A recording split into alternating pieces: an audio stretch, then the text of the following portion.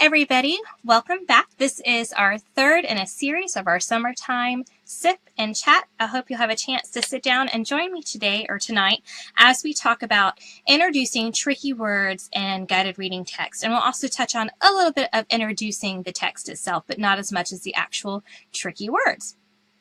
So a couple things before we get started that you might want to know. I would love to know where you're from, and if you'll just comment below with your grade level so I can make sure I tailor my conversation as much as possible to you guys. Another thing that you're going to want to know is the whole reason that I am doing this series of Facebook Live is to celebrate the launch of my Mastering Guided Reading series that I'm starting to write, and I have written volume 1. There will be 6 volumes in total. Volume 1 has 10 differentiated guided reading texts to get you through in 2nd grade, and the levels are end 1st grade, beginning 2nd, mid 2nd, and end 2nd for every text in the book. So there's actually 40 of the level text itself. This is on sale for 15% off for tonight only until midnight. So if you look up in the box above, it'll give you the link if you would like to see this product for yourself. A couple other things you might want to know is that the handouts for this live, many of them are going to be ones that are in the slideshow. So if you want a copy of this for yourself so you can refer back to it, in the very top in the description it says click here, something like click here for the handouts. If you'll make sure to go ahead and click there for the handouts.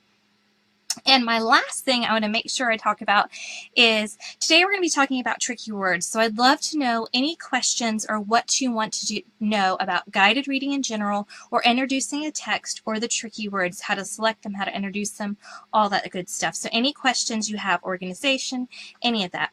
I may not actually answer it in this live, but it helps me tailor what I'm going to be talking about in future Facebook Lives. So I do have a calendar schedule out that I will share with you as my last slide, but it helps me prep and prepare and make sure I answer questions for future lives.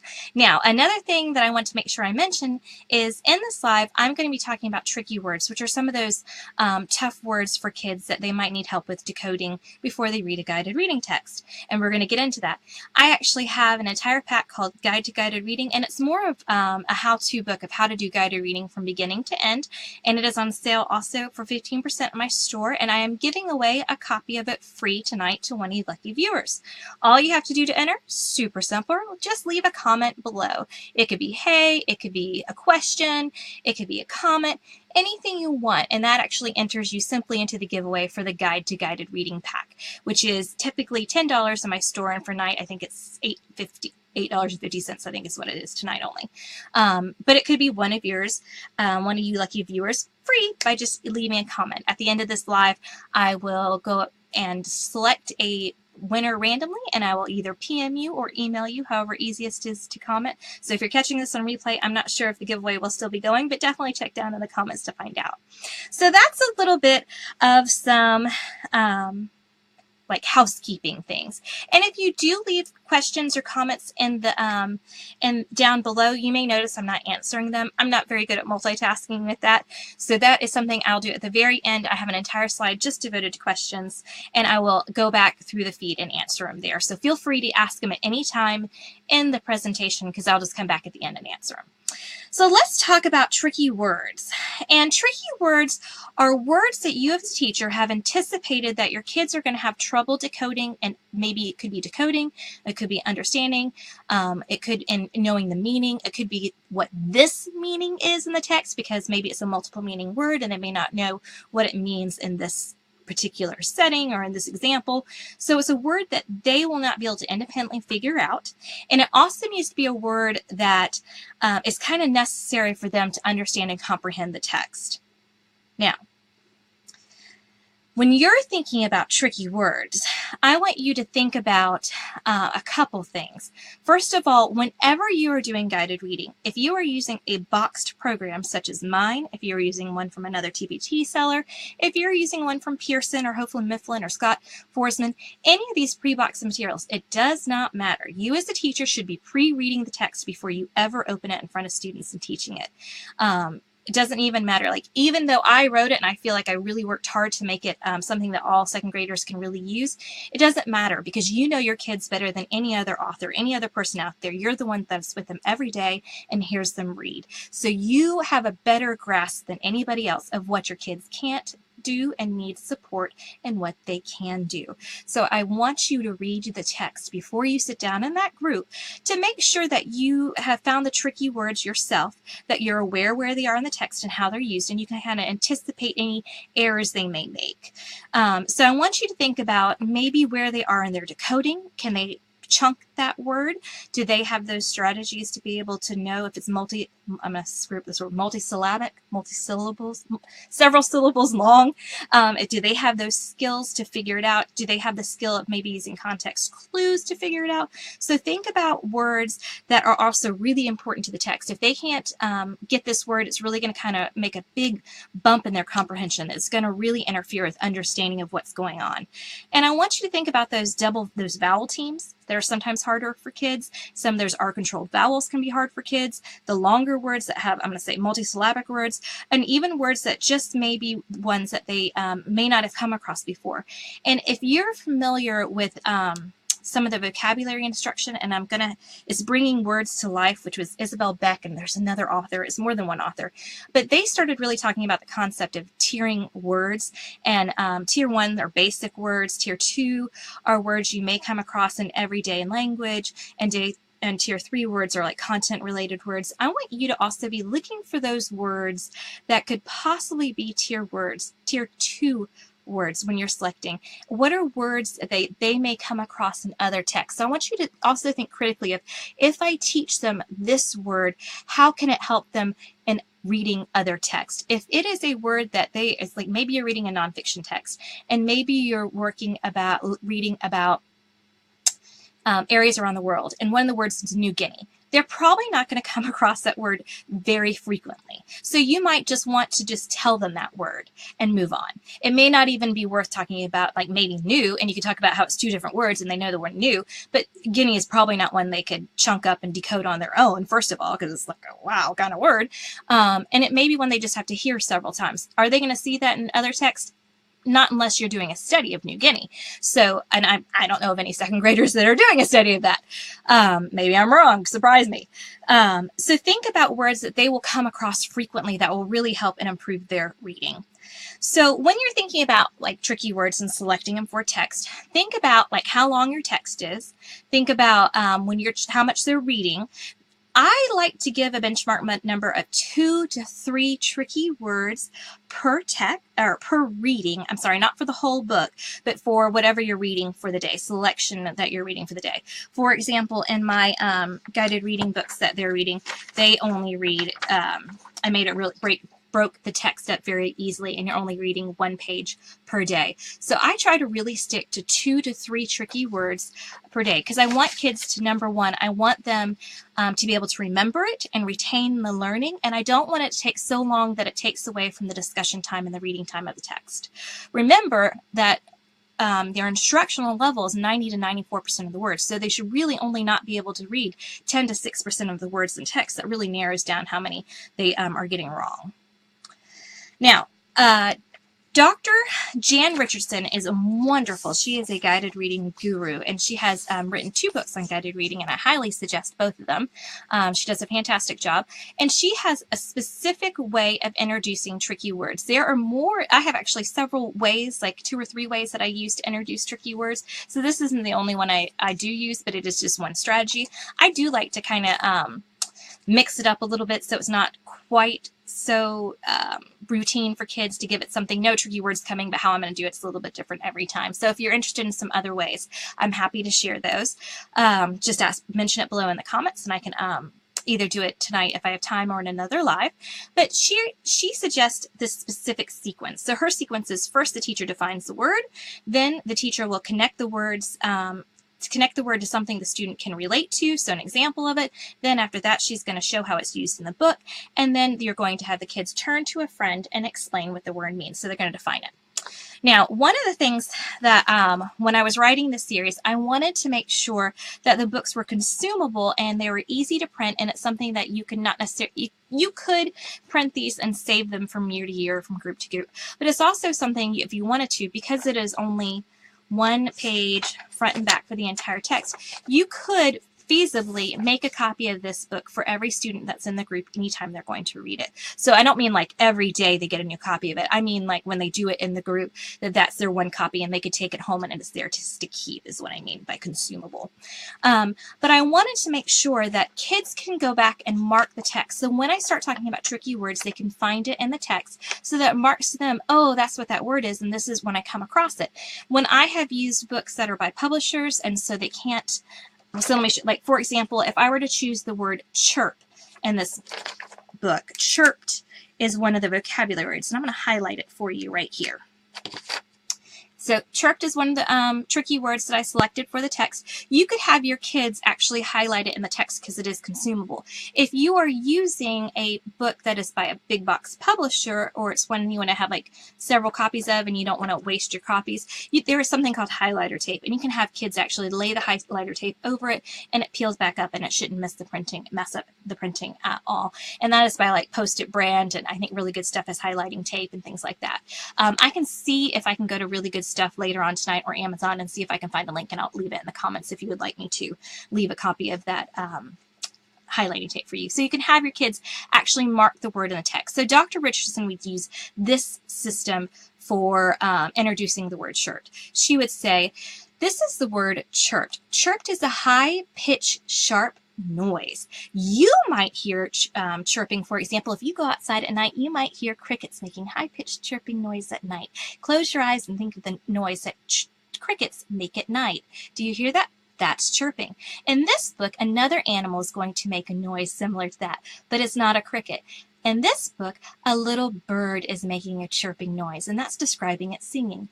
I want you to turn to a friend, and I want you to tell your friend what the word chirping means. So that is a quick how she would model how to explain what chirping is. Now, I am showing you right now a copy of the book Redbird. So this is the inside of Redbird, and it is the beginning second grade level, and you'll see lots of highlights. I'm going to go over what each of these words mean, highlights, in just a second, and you'll get to see that. But this, if you would like to try out the Mastering Guided Reading and figure out if this is something that will work for you in your classroom, it's specifically written for second grade readers, whether you teach second grade, first grade, third grade, it depends on where your readers are. It is written for second grade readers, second grade level. Inside of the preview for the product, if you go above, it has an actual link. And in the link, I have in the preview, I have put all the materials for one of the books, which is Redbird. So this is one way you can store all the materials. You can put in these poly envelopes. And I do have, if you want me to leave the link, I have labels for these poly envelopes of each of the levels. I marked the level, the text, the comprehension skill, and the word study skill. So this, not the envelope and not the label, but all the contents for Redbird, this text, the 4 levels, the lesson plans, the word study, anything you need to teach that one book is located free in the preview for the Mastering Guided Reading. All you have to do is click in the link above, and you could try this in your own classroom to see if it works for you, or you can just look through it and see if it's something that you're interested in. So what I want to talk to you today is this is the inside. Oh, and this is how I choose to organize it. I have it organized this way where all the materials go in a poly envelope and you can put them in a crate. Or another thing I've done is I've just simply printed it, gone to Staples, and had them spiral bind it. They spiral bound the thing for $5. I printed everything myself, and then I added tabs for each of the books so it's easy to find. Either way is easy for you. Now, in your lesson plans for the book, here's a copy of the lesson plans for Redbird. And in it, you'll see, got to figure out which hand it is, all the tricky words for the entire text, and it shows you where they are right here in the middle. So I want to talk to you about how I went through the process of selecting these tricky words. So for day 1, all the tricky words that I have selected for this text for your typical second grade reader, all the tricky words are the same across the board, no matter the level of the text. All the lessons are the same. So it's basically one lesson plan for 4 different levels of text, and that makes it easy on the teacher as well. In yellow are the words I've selected. So I selected the word chirped, branch, and leaves. The reason I selected those words, I felt like chirped would be hard for some kids to decode because it has the IR, and those R-controlled vowels can be hard for some kids. I thought branch was an important word because it's all about the bird in a tree, and he's hopping from branch to branch to branch in the tree, and he's moving and watching other birds, and I felt that was integral. They need to know that word to understand what was happening in the story. And the last one I chose was leaves because sometimes that EA, the vowel teams, can be hard for kids. So that is why I chose those 3 words. Now, I want you to look at the pink words. The pink words are flock and hopped. Those are 2 words that I could have chose as tricky words because they're harder to decode because you have the FL, and that could be harder for some kids. And hopped, anytime when you're doing the doubling with the ending, can be hard for some kids to decode. The reason I chose not to go use those words as tricky words is because the word study for that week is short O words. It's short A, I think. Yeah, short A and short O, I think. And I wanted to make sure that they could apply the word study rule down. Flock and hopped are not in the word study themselves, but there is words like clock is one of the word study rules, and I wanted to see if they could figure out how it is similar and apply the word study rule. Now, another word that I could have chosen that would have been a great word for this portion. And if you'll notice, I'm really focusing on, I probably should have said this in the beginning, I apologize, on page 1, which is the left side of the screen. And you see page 1 is at the bottom on the right. I'm really focusing only on page 1 because this is one amount of reading that you're doing in one day. Another word that I could have chosen is located in green, and that is the word stared. So let me explain why I chose not to do stared, because it said they stared for a long time at the redbird. I said the other birds still saw him. All the birds quit chirping. They stared for a long time at the redbird. Redbird watched one of the birds spin around. I didn't choose this word because I was hoping that they could use context clues to figure out that the other birds were looking at him. Because in the sentence, 2 sentences prior, it says the other birds still saw him. So I'm hoping they will be able to use context clues to figure out what the meaning of that word is. Now, if I were doing a tap in time, I would use, I noticed the child I was tapping in with, if they struggled with that word, that would be how I helped them decode it. I'd say, okay, let's stop. Let's go back a little bit and figure out what all the birds were and see if we could figure out what that word means now, as a strategy to figure out the word. So that is how the process that I went through in selecting the tricky words for this Redbirds beginning 2nd grade book. And right now I'm going to go flip over to my Facebook and I'm going to see if you guys have asked any questions, because I'm actually going pretty good on time this go around. Normally I take forever. So hopefully I'll be able to finish in a reasonable amount of time. So let me see if you guys have any questions about tricky words. And I'm just waiting for Facebook to load up. If you haven't, make sure that you leave your comment down below, because that enters you in a chance to read the Guide to Guided Reading. Inside of that pack, I go through all about how I organize my materials, what materials I use, my schedule. I share lesson plan formats. I share different ideas to activate text. So it's got about everything you need in it just to get started with guided reading. And that is very much for 2nd to 5th grade is what I would put it towards. So let's see if any questions. Emily says, hi Mandy, I'd like to know how you choose your tricky words and how you introduce and later reinforce these words during guided reading group, please. And thank you. So I just went through Jan Richardson's model of how to introduce the tricky words. So that is one strategy that you can use to introduce tricky words. Now, what is another way is actually something, and I think it's from 4 Blocks, and I'm not sure this is going to work because in order for this to work, the camera can't flip the words. Like it, you know how some on Facebook Live you'll sometimes see that the words are reversed. If it reverses the text, it's going to be impossible for me to do it. So let's see. Another one is called a game called Rivet. And this is one of my favorite ways to introduce tricky words because I think it's engaging for the kids. And say, okay, guys, we are going to figure out a word. Each one of these blanks, and make sure I did it right. Each one of these blanks is one letter, and I'm going to start writing the word, and it's almost kind of like a Wheel of Fortune where the kids are trying to figure out what the word is, and they're going to use what they know about how words work to be able to figure out the whole word. So let's see if it actually works. So the word starts with an L. What could this word be? And you might want to take one or two guesses, and they might say a word like life. And one of the things you would say, okay, let's think about the word life. Does this look like life? This has a lot more letters than the sounds I hear in life. Life sounds awful short. It's probably not going to be life.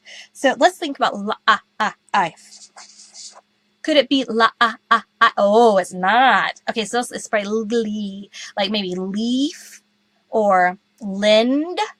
So look, it could be lend. It's probably too short for that. Let's see if it's lend.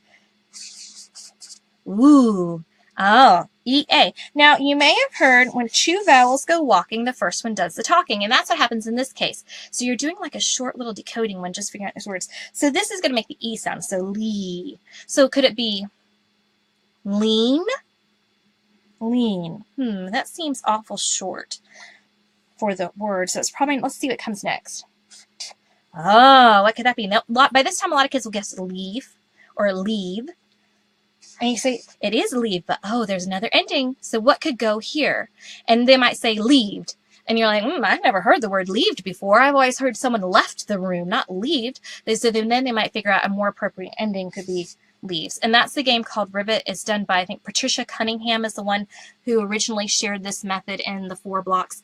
And I can see if I can find a game to Rivet for you guys if you're interested in using that as a strategy to introduce tricky words. I typically use that, and I typically straight up model decoding the words themselves. Like I would say, okay, 2 vowels go walking, and I'll circle and underline chunks so kids can realize how to chunk apart words will be another way how I typically introduce tricky words. So let's see if there's any more comments. I hope you guys could see it because it was hard to make sure I could show you guys and write at the same time. I told you I'm not very good at multitasking. All right. All right, from what I can tell, it doesn't look like there's any other comments right now with questions, and that's okay too. So if you come up with questions later on, make sure that you leave them below so I can answer them later.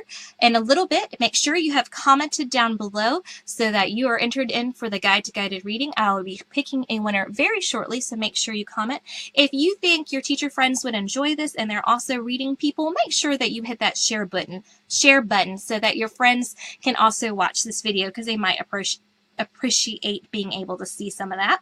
Now, here is the schedule. This is what we will be talking about on Wednesday. I hope you guys can join me on Wednesday night at 8 p.m. Eastern Time because I'm going to be talking about what is tap-in time. And tap-in time is the most valuable time in guided reading. I get so much bang for my buck in guided reading during tap-in time, and I'm going to go through what I do during that time to get the most bang for my buck. And I hope to see you then. So make sure to come back at 8 p.m. Eastern Time on Wednesday to see that video. Again, if you haven't commented yet, make sure that you comment below to get entered in for the Guide to Guided Reading. If you are interested in getting your own copy of the Redbird book that I modeled for you guys on how I chose my tricky words, make sure you look in the description above and you'll see the link to the free, all the books, all the materials. I think it's probably at least 50. I don't know, it's probably 50 pages to be honest with you. Maybe not quite that much, but at least 30 pages of freebie for you to use in your classroom to see if it's something that you could use with your kids. So make sure that you check that out. Also, the handouts to this live are located up there. And also, if you would like to purchase Mastering Guided Reading for your classroom, the 2 links are up there as well. It is 15% for tonight off, 15% off tonight only, so it expires at midnight. So if this is something you've been eyeballing, now is the perfect time to purchase it. And I hope to see you guys back here on Wednesday. Thank you so much for joining me tonight, and I hope to see you back again.